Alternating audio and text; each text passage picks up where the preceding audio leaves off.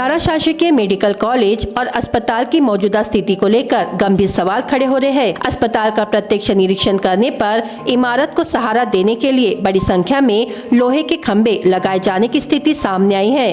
दावा है कि इमारत को सहारा देने के लिए 360 लोहे के खंभे खड़े किए गए हैं। यह मामला महज इमारत की मरम्मत या रखरखाव का नहीं, बल्कि अस्पताल में रोजाना इलाज के लिए आने वाले हजारों मरीजों, डॉक्टरों, नर्सों, कर्मचारियों और उनके परिजनों की सुरक्षा से जुड़ा हुआ है। गरीब और ग्रामीण क्षेत्र के नागरिकों के लिए शासकीय मेडिकल कॉलेज और अस्पताल इलाज का बड़ा सहारा है।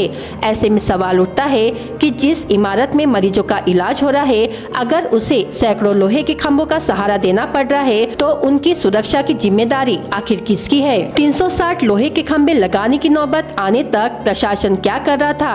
क्या इमारत की नियमित जांच और समय पर मरम्मत की गई थी? क्या अस्पताल का स्वतंत्र और आधिकारिक स्ट्रक्चरल ऑडिट कराया गया है? इमारत सुरक्षित है या खतरनाक, इसकी स्पष्ट जानकारी मरीजों और उनके परिजनों को क्यों नहीं दी जा रही? सबसे बड़ा सवाल ये है कि किसी बड़ी दुर्घटना के बाद ही प्रशासन जागेगा क्या? प्रशासन को इस मामले को केवल तकनीकी या निर्माण विभाग का विषय मानकर नजरअंदाज नहीं करना चाहिए। यह सीधे तौर पर मानवीय जीवन की सुरक्षा से जुड़ा मामला है। मांग की जा रही है कि भंडारा शासकीय मेडिकल कॉलेज की इमारत का तत्काल स्वतंत्र विशेषज्ञों से स्ट्रक्चरल ऑडिट कराया जाए और तकनीकी रिपोर्ट सार्वजनिक की जाए।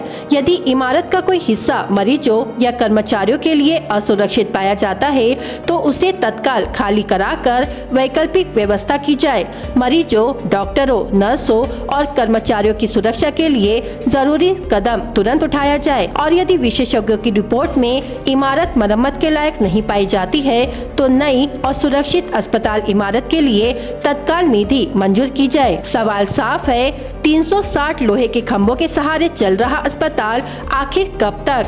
प्रशासन किसी हादसे का इंतजार करेगा या उससे पहले सुरक्षा की ठोस व्यवस्था करेगा?